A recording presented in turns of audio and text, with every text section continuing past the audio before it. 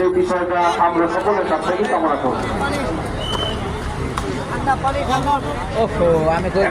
বক্তব্য রাখবেন হযরত মাওলানা সিরাজুল ইসলাম মিরপুরি সিলেট।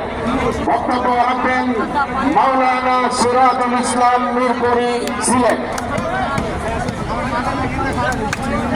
আসসালামু আলাইকুম নাহমাদুহু ওয়া নুসাল্লি আলা রাসূলিল কারীম আম্মা বা'দ বিসমিল্লাহির রাহমানির রাহিম আর-রিজালু কাওয়ামুনা আলান নিসা।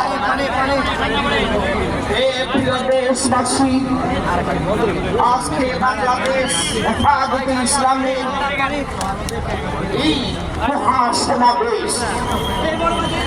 প্রিয় দেশবাসী, আমাদের দেশে একদল কুচুকরি মহিলা এরা অন্তর্বর্তীকালীন সরকারের কাছে কয়েকটা দাবি উপস্থাপন করেছে।